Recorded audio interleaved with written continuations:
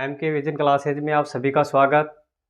सभी दोस्तों को क्लास से जोड़ने का आग्रह करें। और जो आज साइंस की जो क्लास रहने वाली है वो हमारी क्या क्लास है भाई, यानी कि प्रोकैरियोटिक कोशिकाएं और यूकैरियोटिक जो सेल होती है यानी कि कोशिकाएं होती हैं उसके बारे में क्या करते हैं हम डिफरेंस यानी कि अंतर हम उसके अंदर क्या करते हैं देखते हैं। देखो, जहाँ से भी आप इससे पहले कहाँ भी पढ़े हैं, जहाँ भी जिस भी इंस्टीट्यूट से पढ़े हैं, उन कॉपियों से उन आपके नोट्सों से अपने नोट्सों को मिलान करें और कौन सी नई चीज़ मिली है उसमें ऐड करें। सीखने को बहुत कुछ होता है दोस्त, लेकिन अगर जो शिद्दत से रेगुलर अपनी कक्षाओं को ध्यान से देखे वो ही इसमें क्या हो जाता है विजेता। देखो होता क्या है,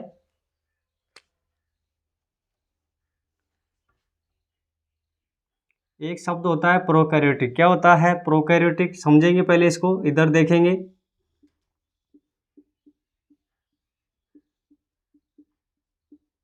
एक शब्द है प्रोकैरियोटिक और एक शब्द होता है यूकैरियोटिक। क्या होता है भाई यूकैरियोटिक?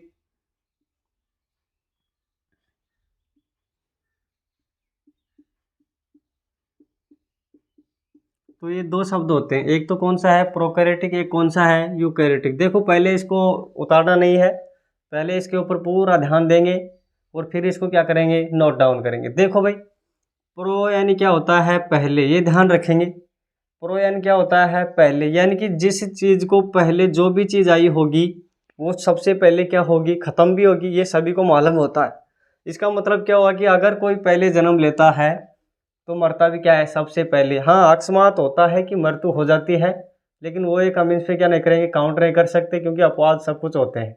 ऐसे में होता क्या है कि जो प्रोकैरियोटिक का मतलब जो पहले आया होगा वो सबसे पहले ख़त्म होगा और जो बाद में आया होगा सबसे बाद में ख़त्म होगा और जो बाद में आया होगा वो नवीनतम होगा। इसका मतलब जैसे हम लिखते हैं न्यू, क्या लिखते हैं न्यू, यानी क्या होता है नया। उसी शब्द से क्या निकला है यूकैरियोटिक, यानी कि इसमें जो भी चीज़ें होंगी वो पूर्ण विकसित होंगी और क्या होंगी नई चीज़ें होंगी। क्या होंगी नई चीज़ें होंगी। ऐसे में इसमें क्या होता है कि जो चीज़ें पहले आई थी वो पहले क्या हो जाती थी समाप्त, क्या हो जाती हैं समाप्त। ऐसे में अगर जैसे हम क्या करते हैं काउंट करते हैं, जैसे हम अगर ऐसे गिने तो देखो सबसे बड़ी यानी कि प्रो यानी पहले आई होगी और पहले आई होगी तो क्या होता है जैसे ऐसे चलेंगे तो इसमें मानते हैं कि 70 है, 80 है, 90 है। ऐसे में देखो 70 पहले आता है ना, तो इसका संबंध किससे होता है 70 से और इसका संबंध किससे होता है 80 से। आगे पढ़ेंगे क्या होता है क्या नहीं होता है, राइबोसोम क्या होता है उसमें देखेंगे। ऐसे में और क्या होता है जैसे केंद्रक होता है। क्या होता है जैसे केंद्रक की बात करेंगे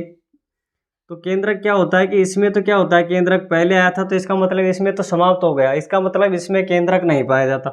और अगर होता भी है तो क्या होता है अपूर्ण होता है, यानी कि अल्प विकसित होता है, बहुत ही कम रूप में हमें दिखाई देता है। इसमें क्या होगा पूर्ण विकसित होगा। जो केंद्रक होगा इसमें पूरी तरह से क्या होगा विकसित होगा। ऐसे में जैसे जैसे हम इसका अंतर देखेंगे, डिफरेंस देखेंगे, तो देखिए अब एक तरफ तो डालना है प्रोकैरियोटिक और एक तरफ क्या रहेगा यूकैरियोटिक। क्या रहेगा यूकैरियोटिक। तो देखो क्या होता है, एक तरफ लिखेंगे प्रोकैरियोटिक, अंतर बहुत अच्छे चलेंगे भाई। देखो पूरा ध्यान होना चाहिए क्लास के ऊपर। प्रोकैरियोटिक कोशिकाएं,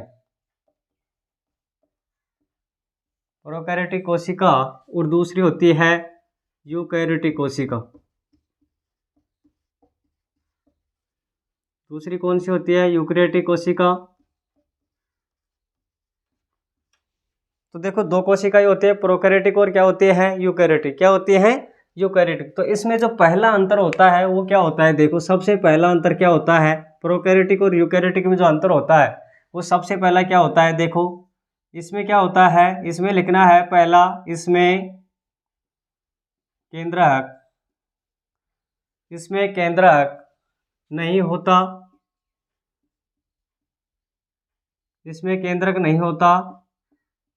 और कोष्ठक में लिख लेंगे अगर होता भी है तो कैसा होता है अल्प विकसित। कैसा होता है अल्प विकसित केंद्रक होता है। तो देखो क्या लिखना है कि इसमें केंद्रक नहीं होता है। किसमें भाई प्रोकैरियोटिक कोशिकाओं के अंदर केंद्रक नहीं होता। याद कैसे रखना है, यानी कि पहले अगर केंद्रक पैदा था इसमें तो धीरे धीरे जैसे वर्धावस्था में आया तो इसका मतलब हम क्या समझ सकते हैं कि हाल फिलहाल में इसमें केंद्रक नहीं होता। यानी प्रोकैरियोटिक कोशिकाओं में क्या नहीं होता है केंद्रक नहीं होता है। इसमें लिखेंगे कि इसमें इसमें केंद्रक, इसमें केंद्रक पूर्ण विकसित होता है।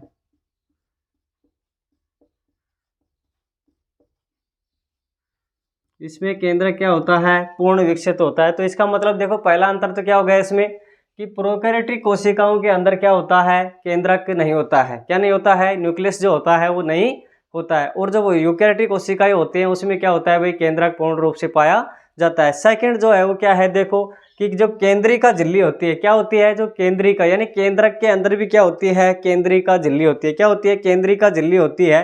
वो क्या होता है कि इसमें केंद्रक की झिल्ली, देखो जैसे कोशिका होती है, उस कोशिका के चारों ओर तो क्या रहेगा, केंद्रक, केंद्रक के सबसे अंदर केंद्रिका, उसके बाहर होती है। देखो क्या होता है, इधर समझना, जैसे ये तो क्या है इसका केंद्रक, इसके अंदर कौन है, केंद्रिका, इसके बाहर कौन रहेगा, केंद्रक झिल्ली, और इसके बाहर कौन रहता है, कोशिका झिल्ली। क्या होता है, कोशिका झिल्ली। तो देखो ये तो क्या होता है, कोशिका झिल्ली, सॉरी कोशिका भित्ति,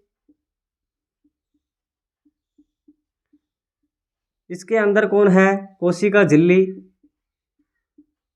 क्या होता है, कोशिका झिल्ली, उसके अंदर क्या है, केंद्रिका,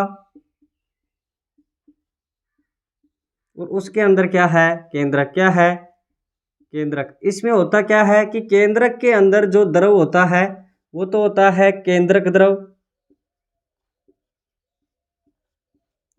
और जो कोशिका के अंदर होता है वो कौन सा होता है, कोशिका द्रव। कौन सा होता है, कोशिका द्रव। लिखना नहीं है, समझना है, कोशिका द्रव। देखो ऐसे इसमें क्या होता है कि सबसे अंदर तो कौन है, केंद्रक। कौन है भाई, केंद्रक, सॉरी केंद्रिका। कौन है, केंद्रिका। सबसे अंदर तो कौन है, केंद्रिका, उससे बाहर कौन होता है, केंद्रक। यानी केंद्रक के अंदर भी कौन होता है, केंद्रिका, और उससे बाहर होता है केंद्रक, और उसके बाहर कौन होता है, कोशिका झिल्ली, और उससे बाहर कौन होता है, कोशिका भित्ति। यानी सबसे बाहर का आवरण क्या होता है, कोशिका भित्ति, उससे नीचे होता है कोशिका झिल्ली, और उससे नीचे कौन होता है, केंद्रक, और उससे नीचे कौन होता है, केंद्रिका।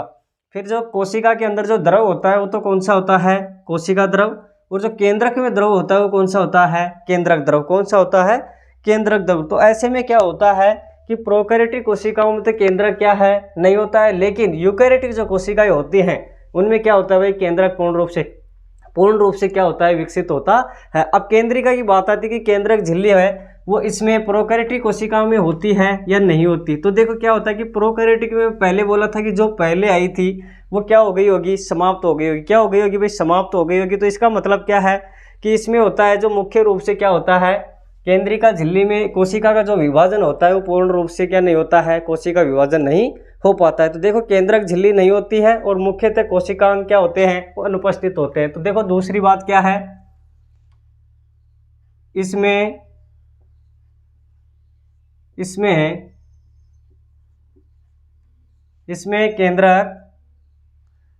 केंद्रक झिल्ली, इसमें केंद्रक झिल्ली नहीं होती है, इसमें केंद्रक झिल्ली नहीं होती है, तथा कोशिकांग अनुपस्थित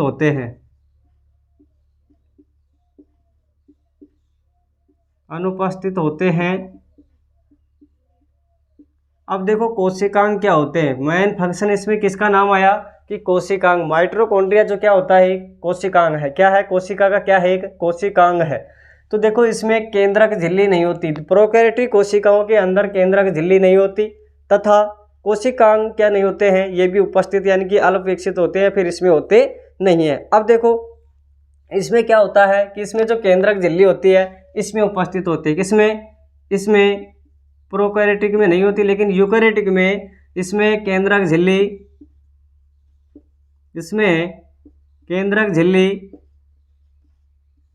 उपस्थित होती है, इसमें केंद्रक झिल्ली उपस्थित होती है। तो दो फंक्शन हो गए, एक बात हो गई किसकी भाई, केंद्रक की। किसकी बात हो गई, केंद्रक की, यानी कि जो केंद्रक होता है कोशिका का नियंत्रण जो होता है, ध्यान देंगे कोशिका का नियंत्रण कक्ष जो होता है वो कौन है, केंद्रक। कौन है, केंद्रक। ऐसे में क्या होता है, जो प्रोकैरियोटिक कोशिकाएं होती हैं, प्रोकैरियोटिक जो सेल्स होते हैं उसमें केंद्रक क्या नहीं होता है भाई, केंद्रक नहीं होता है। पहली बात कौन सी है, प्रोकैरियोटिक कोशिकाओं में केंद्रक नहीं होता है। यूकैरियोटिक कोशिकाओं में क्या होता है, केंद्रक पूर्ण रूप से विकसित होता है। दूसरी बात है कि जो केंद्रक झिल्ली होती है कोशिका के ऊपर क्या होता है, अंदर केंद्रक क्या होता है, केंद्रिका, उससे ऊपर कौन है, केंद्रक, और उसके बाहर क्या है, केंद्रिका झिल्ली। क्या होती है, केंद्रक की झिल्ली यानी कि केंद्रिका झिल्ली। अब ये केंद्रिका झिल्ली प्रोकैरियोटिक कोशिकाओं में तो केंद्रिका झिल्ली होती नहीं है, लेकिन यूकैरियोटिक कोशिकाओं में क्या होता है, केंद्रक झिल्ली होती है। फिर देखो क्या है कि इसमें जो क्या होता है, राइबोसोम, क्या होता है इसमें जो राइबोसोम होता है। अब देखो उसमें क्या होता है कि जैसे एक तो होता है 70S प्रकार का और एक क्या होता है 80S प्रकार का। तो इसका मतलब ये होता है कि प्रो यानी पहले, तो 70 पहले आता है या 80, तो हम कहते हैं कि पहले कौन आता है, 70। तो इसमें क्या हो जाएगा भाई, तीसरा अंतर क्या हो जाएगा कि इसमें 70S प्रकार का, देखो भाई एस लिखना है, गलत मत कर देना, 70S प्रकार का, 70S प्रकार का, 70S प्रकार का राइबोसोम पाया जाता है। 70S प्रकार का राइबोसोम पाया जाता है। पहले सुनेंगे प्रोकैरियोटिक, दूसरा क्या है यूकैरियोटिक। तो इसका मतलब बाद में आई है, नहीं है तो क्या है, यूकैरियोटिक। तो इसमें चौथा अंतर क्या है, तीसरा, इसमें 80S प्रकार का, क्या है 80S प्रकार का, फिर से सुनेंगे, इसमें 80S प्रकार का, 80S प्रकार का राइबोसोम पाया जाता है। 80S प्रकार का क्या पाया जाता है, राइबोसोम पाया जाता है। अब देखो इसमें होता क्या है कि जो 70S प्रकार होता है इसको दो पार्ट में बांटते हैं। कितने पार्ट में बांटते हैं भाई, दो पार्ट के अंदर इसको क्या कर देते हैं, विभाजित, यानी कि 70S प्रकार का राइबोसोम दो खंड में क्या हो जाता है, बट जाता है। और दोनों खंड क्या होते हैं, 50-30 क्या होते हैं, एक तो होता है कितना 50S और दूसरा क्या होता है 30S। अब आपको ऐसे में आ रहा होगा कि ये तो टोटल तो 70 होता है लेकिन बढ़ता किस में है, 50-30 में, यानी 5:3 में इसका क्या है, स्वाभाविक रूप से बढ़ना अनिवार्य होता है। देखो क्या होता है भाई कि जो प्रोकैरियोटिक कोशिकाएं होती हैं जब ये अपना विभाजन करती हैं, बढ़ती हैं, तो किस अनुपात में बढ़ती हैं, 5:3 में। तो हम कह सकते हैं जैसे 0 को 0 काटेंगे तो कितना अनुपात आता है, 5:3 का। कितना आता है, 5:3 का। तो ऐसे में किस अनुपात में बढ़ती है, 5:3 में। ऐसे ही अगर हम इसकी बात करें कि ये किस अनुपात में बढ़ती है, जो 80S प्रकार का राइबोसोम होता है वो किस अनुपात में बढ़ता है, 80S जो प्रकार का होता है वो 60-40 में बढ़ता है। किस में बढ़ता है, 60S, और ये कितना होता है, 40S। इसका मतलब ये किस में बढ़ता है भाई, 3:2 अनुपात में। किस में बढ़ता है, 3:2 में बढ़ता है। और ये किस में बढ़ता है, 5:3 में। तो हम यहाँ लिख सकते हैं कि ये तो किस में बढ़ता है, 5:3 अनुपात में। और ये किस में बढ़ता है, जो इसका विभाजन होता है वो किस अनुपात में होता है, देखो इसको काटने पे किस अनुपात में होता है, 3:2 में। जब लास्ट तक कटेगा तो 3:2 अनुपात में क्या हो जाता है, बढ़ जाता है। फिर से देखेंगे, देखो पहला अंतर क्या है, इसमें केंद्रक नहीं होता है, उसमें केंद्रक पूर्ण रूप से विकसित होता है। इसमें केंद्रक झिल्ली नहीं होती है तथा कोशिकांग अनुपस्थित होते हैं। इसमें केंद्रक झिल्ली उपस्थित होती है। और क्या होता है भाई, कोशिकांग, सॉरी इसमें लिखेंगे कोशिकांग, कोशिकांग, कोशिकांग क्या होते हैं, कोशिकांग पूर्ण रूप से विकसित होते हैं।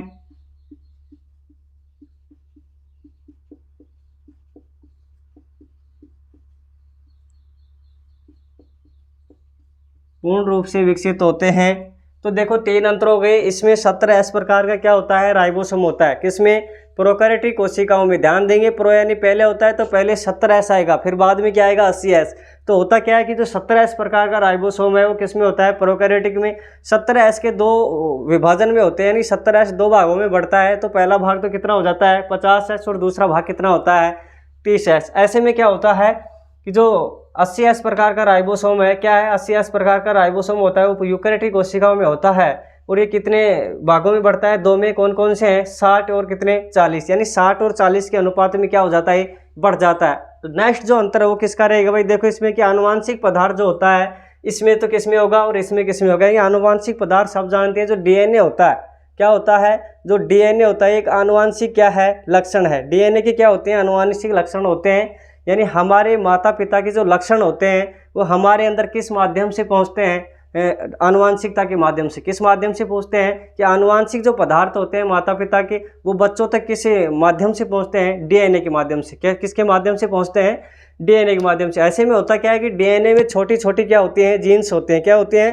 यानी डीएनए की सबसे छोटी जो इकाई होती है वो क्या होती है, जीन। और वो जीन क्या करते हैं, माता पिता से लक्षणों को क्या करते हैं, चुराती हैं, और वहाँ से चुरा करके बच्चों में क्या करते हैं, डालती हैं। तो ऐसे में क्या होता है कि आनुवांशिक पदार्थ कोशिका द्रव में इसमें क्या होता है, संपन्न होता है। अब देखो एक तो क्या होता है, कोशिका द्रव। क्या होता है, एक तो कोशिका द्रव होता है। क्या होता है भाई, आनुवांशिक पदार्थ कोशिका द्रव में इसमें क्या होता है, नगन डीएनए होता है। किसमें, प्रोकैरियोटिक कोशिकाओं में। देखो जो चौथा अंतर है वो कौन सा है कि इसमें आनुवांशिक पदार्थ, इसमें आनुवांशिक पदार्थ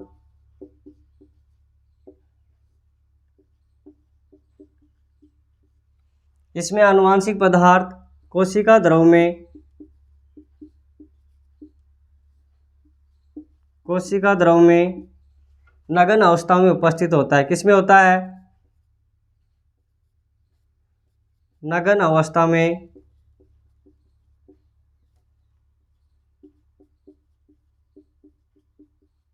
उपस्थित होता है। देखो भाई,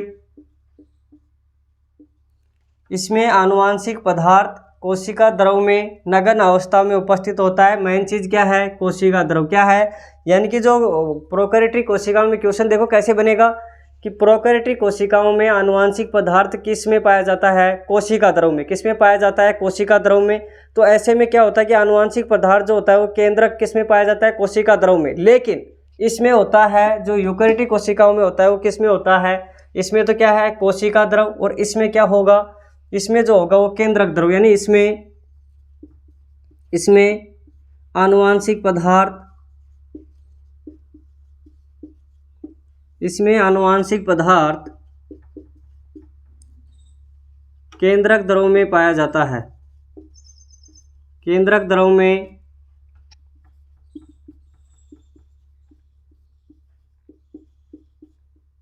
पाया जाता है। तो देखो इसमें तो कौन सा द्रव है भाई, केंद्रक द्रव। ये ध्यान रखना है। इसमें कौन है, कोशिका का जो द्रव होता है वो क्या होता है, कोशिका द्रव। यानी कि क्या होता है, कोशिका द्रव जो, और कोशिका के अंदर जो केंद्रक होता है और उसमें जो द्रव होता है वो कौन सा होता है, केंद्रक द्रव। कौन सा होता है, केंद्रक द्रव। तो देखो इसमें प्रोकैरियोटिक में तो किसमें होता है, आनुवांशिक पदार्थ जो होता है, यानी आनुवांशिक पदार्थ तो डीएनए होगा, और जो डीएनए होता है आनुवांशिक पदार्थ इसमें किसमें होता है, कोशिका द्रव में। प्रोकैरियोटिक कोशिकाओं में किसमें होता है, किसमें होता है, कोशिका द्रव में। लेकिन यूकैरियोटिक जो कोशिकाएं होती है वो किसमें होता है, केंद्रक द्रव में। किसमें होता है, केंद्रक द्रव में। और इसमें डीएनए के द्वारा क्या होता है, इसमें डीएनए के चारों ओर क्या होता है भाई, आवरण होता है। क्या होता है, इसमें लिख सकते हैं पाया जाता है, तथा डीएनए के चारों ओर क्या होता है, आवरण। तथा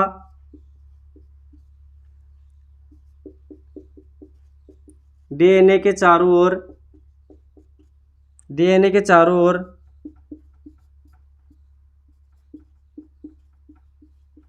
आवरण पाया जाता है।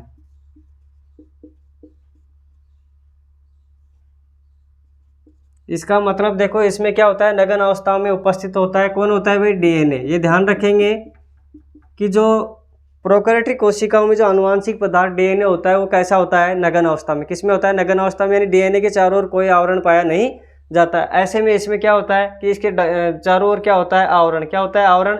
और किसमें होता है, केंद्रक द्रव में। किसमें होता है, केंद्रक द्रव में। अब होता है कि श्वसन स्थल के रूप में क्या होता है कि जो इसमें जो श्वसन होता है वो मिजोसोम की उपस्थिति में होता है। किसमें होता है, मिजोसोम में क्या होता है भाई, एक अंगक है, तो उसकी उपस्थिति में क्या होता है, इसमें श्वसन की प्रक्रिया पाई जाती है। तो क्या होता है कि श्वसन स्थल के रूप में मिजोसोम संरचना होती है। किसमें होती है, प्रोकैरियोटिक कोशिकाओं में। देखो क्या होता है, पांचवा जो अंतर है वो क्या है कि श्वसन स्थल के रूप में, श्वसन स्थल के रूप में,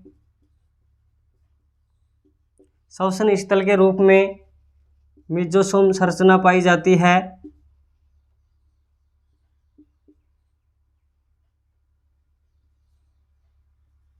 मिजोसोम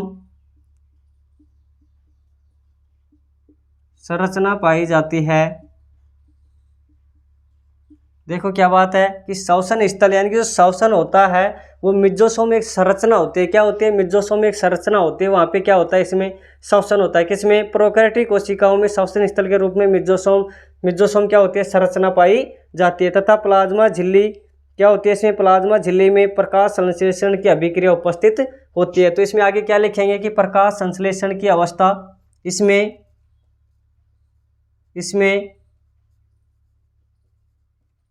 प्रकाश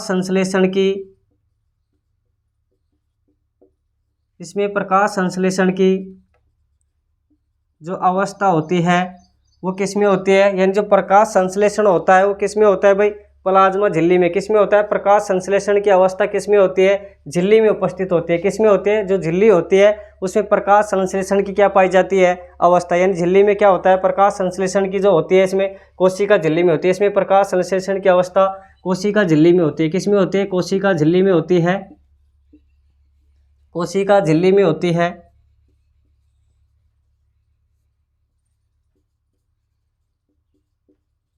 तो इसमें क्या हो गया कि जो श्वसन स्थल के रूप में जो क्या पाया जाता है? जो संरचना है, यानी क्वेश्चन आएगा कि प्रोकैरियोटिक कोशिकाओं का श्वसन स्थल क्या है? मिजोसोम। क्या है? मिजोसोम। ऐसे में जो प्रकाश संश्लेषण होता है वो किस में होता है? कोशिका झिल्ली में। किस में होता है? कोशिका झिल्ली में होता है। और अवायवीय श्वसन होता है। कैसा होता है? छठा जो है इसमें क्या है कि प्रोकैरियोटिक कोशिकाओं में कैसा होता है? अवायवीय श्वसन। कैसा होता है? अवायवीय श्वसन होता है। अवायवीय श्वसन होता है, ये ध्यान रखेंगे। अवायवीय श्वसन होता है। प्रोकैरियोटिक कोशिकाओं में अवायवीय श्वसन होता है। कैसा होता है भाई? अवायवीय श्वसन होता है। जबकि यूकैरियोटिक कोशिकाओं में क्या होता है कि इसमें क्या होता है कि जो आनुवांशिक पदार्थ होता है वो केंद्रक द्रव में होता है। किसमें होता है? केंद्रक द्रव में होता है। तथा डीएनए के चारों ओर क्या होता है? आवरण होता है। क्या होता है? डीएनए के चारों ओर क्या होता है भाई? आवरण होता है। और जो श्वसन स्थल के रूप में माइटोकॉन्ड्रिया होता है। क्या होता है? श्वसन स्थल के रूप में क्या होता है? इसमें माइटोकॉन्ड्रिया क्या होता है? देखो इसमें श्वसन स्थल के रूप में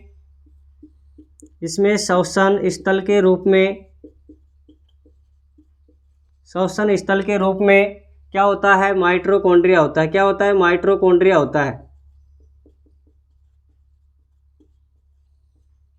इसमें श्वसन स्थल के रूप में माइटोकॉन्ड्रिया होता है। ध्यान रखेंगे। इसमें क्या होता है? मिजोसोम। क्या होता है? इसमें तो सिर्फ कौन है? मिजोसोम। लेकिन इसमें कौन है? माइटोकॉन्ड्रिया। तो देखो श्वसन स्थल के रूप में यूकैरियोटिक कोशिकाओं में क्या उपस्थित होता है?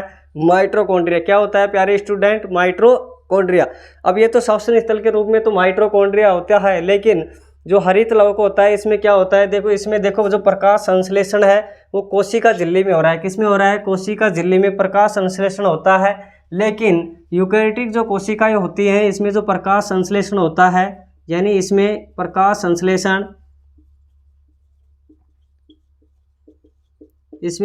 संश्लेषण हरित लवक में होता है। किसमें होता है? हरित लवक में होता है। ये ध्यान रखेंगे, हरित लवक में होता है। और इसमें देखो क्या होता है? अवायवीय श्वसन होता है। लेकिन इसमें कौन सा श्वसन होता है? वायवीय श्वसन। कौन सा होता है? वायवीय श्वसन। वायवीय श्वसन होता है। वायवीय श्वसन होता है। तो देखो 6 क्या हो गई? अंतर कितने हो गए? 6 अंतर हो गए, यानी वायवीय श्वसन होता है। अभी और है अंतर। देखो पहले 6 अंतर को फिर से देखना है एक बार कि प्रोकैरियोटिक कोशिका और देख के क्या होती है यूकैरियोटिक कोशिकाएं। फिर से ध्यान देंगे। एक तो कौन सी है? प्रोकैरियोटिक कोशिका। एक कौन सी है? यूकैरियोटिक कोशिकाएं। कौन सी है? यूकैरियोटिक कोशिकाएं। तो देखो होता क्या है कि पहला अंतर क्या है? केंद्रक को लेके चलते हैं। सबसे पहले कोशिका में क्या होता है? केंद्रक। क्या होता है? केंद्रक। तो उस केंद्रक के बारे में सोचें तो प्रोकैरियोटिक कोशिकाओं में केंद्रक नहीं होता है। और अगर क्वेश्चन में लिखा है कि अल्प विकसित होता है तो वो सही है। क्या होगा? अल्प विकसित होता है, यानी बहुत कम मात्रा में दिखाई देता है। यूकैरियोटिक कोशिकाओं में पूर्ण रूप से क्या होता है? केंद्रक होता है। किसमें होता है? यूकैरियोटिक कोशिकाओं में पूर्ण रूप से केंद्रक होता है। फिर दूसरी बात किसकी आती है कि इसमें जो है जो केंद्रक झिल्ली क्या होता है कि कोशिका के अंदर क्या है? केंद्रक। और उस केंद्रक के अंदर भी क्या होती है? केंद्रिका झिल्ली। तो प्रोकैरियोटिक कोशिकाओं में किसी प्रकार की केंद्रिका झिल्ली नहीं होती है, लेकिन यूकैरियोटिक कोशिकाओं में पूर्ण से केंद्रिका झिल्ली क्या होती है? उपस्थित। क्या होती है? उपस्थित। फिर होता है कि प्रोकैरियोटिक कोशिकाओं के अंदर 17 एस प्रकार का क्या होता है? राइबोसोम। क्या होता है? राइबोसोम कितने एस प्रकार का होता है? 70 प्रकार का राइबोसोम होता है। अब इस 70 प्रकार के राइबोसोम को 2 टुकड़ों में क्या करते हैं, विभाजित करते हैं। कितने टुकड़ों में करते हैं भाई, 2 टुकड़ों में, 50 और 30। कितने, 50 और 30, यानी 5:3 में क्या होता है इनका विभाजन। तो क्या करेंगे, 70 प्रकार का राइबोसोम किस में होता है, प्रोकैरियोटिक कोशिकाओं में। 70 पहले आता है, 80 से तो प्रो यानी पहले, और 70 प्रकार का क्या होता है इसमें, केंद्रक। तो क्या हो गया, 50 और 30 में क्या होता है इसका डिवाइड होता है, यानी कि डिवीजन होता है। अब नेक्स्ट है इसमें कि इसमें क्या होता है कि 80 प्रकार का राइबोसोम पाया जाता है, जो किस अनुपात में होता है, 60-40 के अनुपात में। किस अनुपात में होता है, 60-40 के अनुपात में इसका क्या हो जाता है, विभाजन हो जाता है। नेक्स्ट जो है वो क्या है कि इसमें आनुवांशिक जो पदार्थ होता है वो कोशिका द्रव में होता है। किस में होता है, कोशिका द्रव में। पहली लाइन बहुत अच्छी है कि इसमें जो आनुवांशिक पदार्थ होता है, डीएनए जो होता है वो किस में होता है, कोशिका द्रव में। किस में होता है, कोशिका द्रव में। तथा नगन अवस्था में क्या होता है, उपस्थित होता है। क्या होता है भाई, नगन अवस्था के अंदर क्या होता है, इसमें डीएनए पाया जाता है। फिर इसमें श्वसन स्थल के रूप में क्या होता है, मिजोसोम। क्या होती है इसमें, मिजोसोम जो संरचनाएं होती हैं वो श्वसन स्थल का क्या कार्य करती हैं, श्वसन का काम करती है। कौन करती है, मिजोसोम। फिर है कि इसमें प्रकाश संश्लेषण की अवस्था कोशिका झिल्ली में होती है। किस में होती है, कोशिका झिल्ली में होती है। सॉरी, यहाँ क्या लिखना है, केंद्रिका झिल्ली। कोशिका झिल्ली नहीं होगा, केंद्रिका झिल्ली, यानी केंद्रक की जो झिल्ली होती है वो होती है केंद्रिका झिल्ली। केंद्रक झिल्ली क्या होती है, केंद्रक झिल्ली में होती है। किस में होती है भाई, केंद्रक झिल्ली में। ध्यान देंगे, किस में होती है, केंद्रक झिल्ली में होती है। क्या होती है, केंद्रक झिल्ली में, कि प्लाज्मा झिल्ली, या फिर क्या लिख सकते हैं इसको, केंद्रक झिल्ली, या क्या बोल सकते हैं, प्लाज्मा झिल्ली। ये ध्यान रखेंगे, केंद्रक झिल्ली या प्लाज्मा झिल्ली।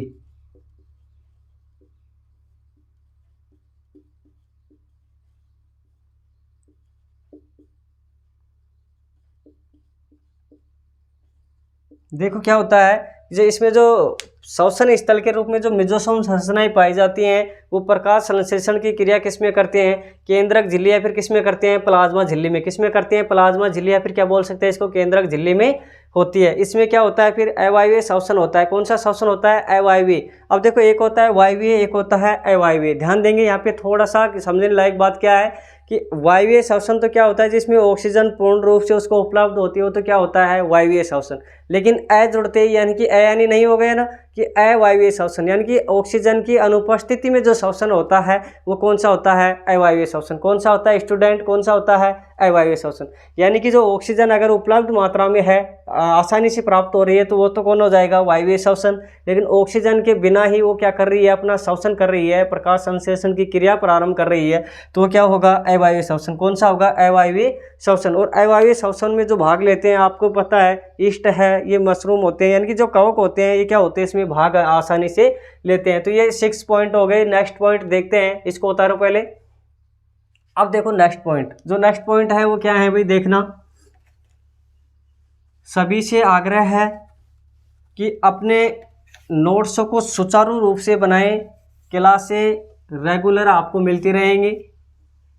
किसी कारणवश हो जाए तो क्लास मिस हो सकती है, लेकिन आपको आपके तैयारी को बूस्ट करने के लिए आपको बहुत सारा क्या दिया जा रहा है, कंटेंट दिया जा रहा है। तो देखो भाई, 7वां जो अंतर है वो क्या रहेगा, यानी इनके एक तो उदाहरण देखने हैं, क्या कि प्रोकैरियोटिक कोशिकाओं में कौन उदाहरण होते हैं, यूकैरियोटिक कोशिकाओं में कौन से उदाहरण होते हैं। तो देखो क्या होता है इसमें कि जो एक होता है समसूत्री विभाजन, एक क्या होता है, असूत्री विभाजन। कौन सा होता है, एक तो समसूत्री विभाजन होता है, और एक क्या होता है, असूत्री विभाजन। कौन सा विभाजन होता है, असूत्री। तो देखिए इसमें क्या होता है, असूत्री कोशिका विभाजन किस में होता है, प्रोकैरियोटिक कोशिकाओं में। तो 7वां जो अंतर है वो कौन सा है कि इसमें असूत्री कोशिका विभाजन होता है,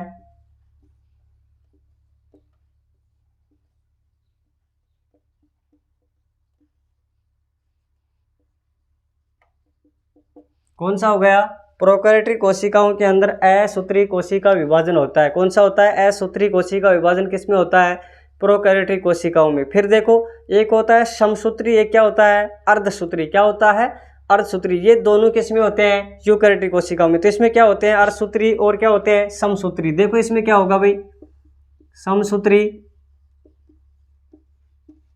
व अर्धसूत्री समसूत्री व अर्धसूत्री कोशिका विभाजन होता है, किसमें होता है? यूकेरियोटिक कोशिकाओं में क्या होता है? समसूत्री व अर्धसूत्री कोशिका विभाजन होता है। तो दो बातें हो गई, एक तो होता है असूत्री, किसमें होता है? यानी कि असूत्री कोशिका विभाजन, कोशिका का कोई भी विभाजन नहीं होता है। असूत्री कोशिका विभाजन में देखो प्रोकैरियोटिक कोशिकाएं होती है, उसमें कौन सा विभाजन होता है? असूत्री कोशिका विभाजन होता है। लेकिन इसमें समसूत्री व अर्धसूत्री दोनों विभाजन किसमें होते हैं? यूकेरियोटिक कोशिकाओं में। किसमें होते हैं? यूकेरियोटिक कोशिकाओं में दोनों विभाजन होते हैं। अब देखो समसूत्री कोशिका विभाजन जो होता है इसमें क्या होता है भाई, जैसे ये क्या है? कोशिका है, क्या है? कोशिका है। और इसमें भी ऐसे में क्या होती है? कोशिका। क्या होती है? कोशिका। इसमें भी क्या होती है? कोशिका। अब इसमें होता क्या है कि जैसे डीएनए जो होता है, देखो इधर, वो नगन अवस्था में होता है। किसमें होता है? नगन अवस्था में। लेकिन इसमें जो डीएनए होता है वो किसमें होता है?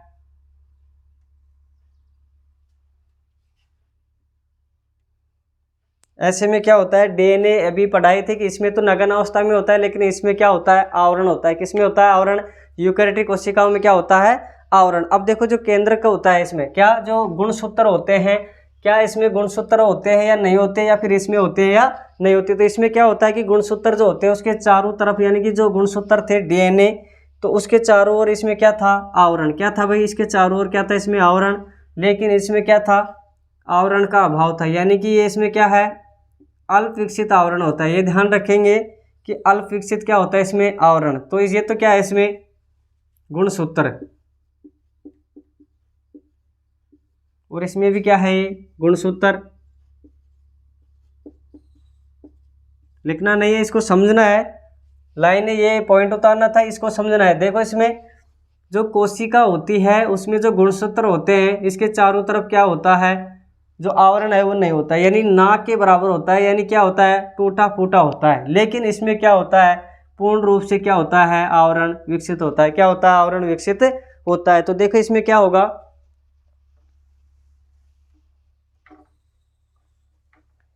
नेक्स्ट क्या है? इसमें लैंगिक जनन होता है और इसमें क्या होता है? अलैंगिक जनन। देखो इसमें कौन सा जनन होता है भाई? आठवां जो पॉइंट है क्या होगा इसमें? इसमें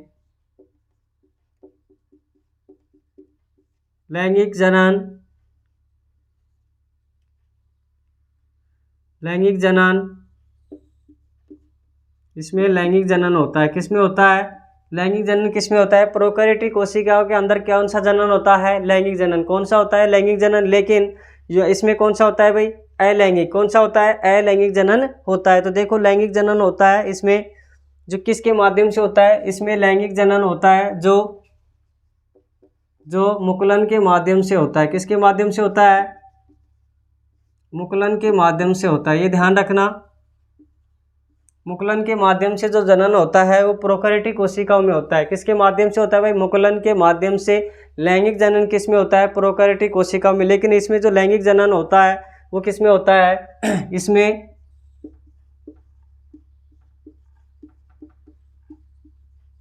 लैंगिक जनन होता है,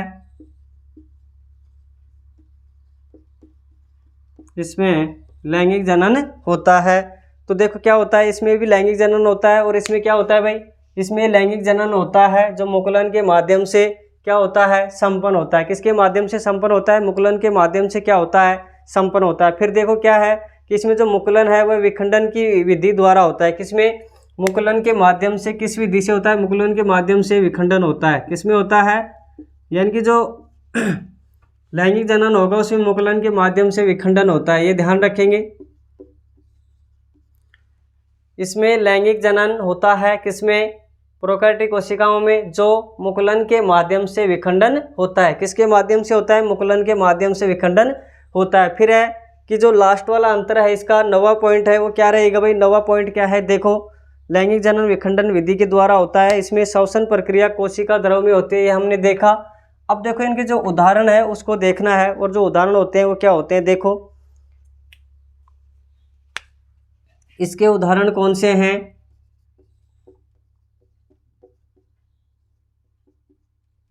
इम्पोर्टेंट लगा के लिखेंगे कि प्रोकैरियोटिक कोशिकाओं के उदाहरण कौन कौन से होते हैं। तो क्या है भाई, क्या क्या हो सकते हैं। जैसे इसके उदाहरण देखें तो जीवाणु, नीलहरित शैवाल और माइक्रोप्लाज्मा। कौन कौन हो सकते हैं? जीवाणु, नीलहरित शैवाल,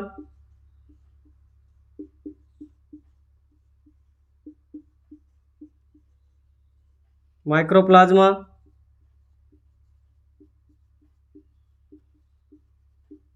ये क्या होते हैं? इसके उदाहरण क्या होते हैं? जीवाणु, नीलहरित शैवाल, माइक्रोप्लाज्मा किसके उदाहरण होते हैं? प्रोकैरियोटिक कोशिकाओं के। लेकिन जो जैसे क्या, पादप, जीव जंतु,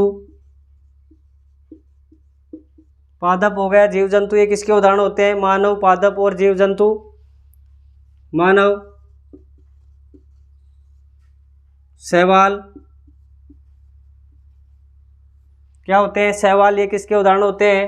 फिर देखो देखो नील हरित शैवाल, ये ध्यान रखना, नील हरित शैवाल तो किसका उदाहरण है? प्रोकैरियोटिक का।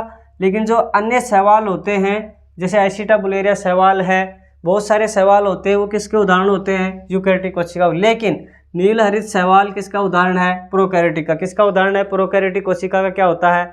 उदाहरण होता है। फिर देखो क्या होता है कि जो माइक्रोप्लाज्मा और एक और होता है, क्या होता है? आर्किया। क्या होता है? आर्किया। ये इसके क्या होते हैं? उदाहरण। तो देखो क्वेश्चन कहाँ कहाँ से बनता है।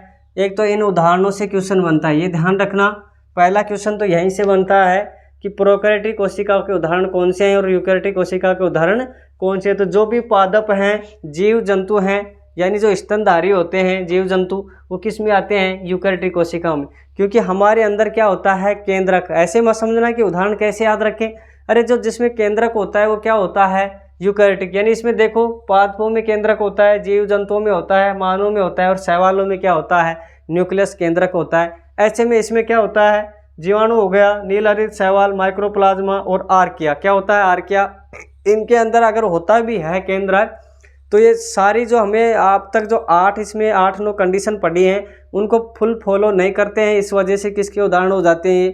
प्रोकैरियोटिक कोशिकाओं के। किसके उदाहरण होते हैं? प्रोकैरियोटिक कोशिकाओं के उदाहरण होते हैं। तो ये क्या होते हैं भाई? आपका जो प्रोकैरियोटिक कोशिका और यूकैरियोटिक कोशिकाओं का जो अंतर है वो क्या होता है? पूरा होता है। क्या होता है? कंप्लीट होता है। अगर इसमें कुछ छूटा है तो कमेंट सेशन में आप बताएंगे। ऐसे में सभी ध्यान में रखते हुए इस क्लास को पूरी को क्या करना है? आपको देखना। तो ये क्या हो गया भाई? आपका अंतर जो होता है वो पूरा होता है। तो देखो इसका एक अन्य नाम और होता है, क्या होता है? प्राक केंद्रक। क्या होता है? प्राक केंद्रक।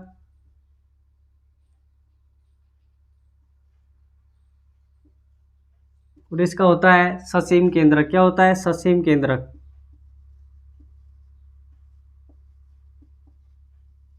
क्या होता है? ससीम केंद्रक। तो ये प्रोकैरियोटिक और यूकैरियोटिक में आपको बहुत अच्छे से क्या किया है?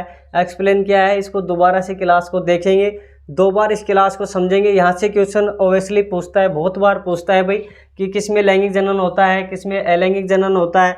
ये सारे के सारे अंतर किसके होते हैं? प्रोकैरियोटिक कोशिकाओं के क्या हो जाते हैं? अंतर हो जाते हैं। तो आपको ये अच्छे से मैंने इसको क्या किया है कि इसमें जो होता है, देखो इसमें क्या है? इसमें लैंगिक जनन नहीं होता है। सॉरी भाई, यहाँ पे क्या था? नहीं होता है। सॉरी, नहीं होता है। और इसमें क्या होता है? लैंगिक जनन होता है, नहीं होता है। और मुकुलन के माध्यम से विखंडन होता है। किसके माध्यम से होता है? मुकुलन के माध्यम से इसमें क्या होता है? विखंडन। तो ये आपका प्रोकैरियोटिक और यूकैरियोटिक कोशिकाओं का जो अंतर है वो मैंने अच्छे से एक्सप्लेन किया। अगर क्लास में कुछ दिक्कत हो तो कमेंट में बताएं, और सभी दोस्तों को क्लास से जोड़ने का क्या करें? आग्रह करें। Thank you.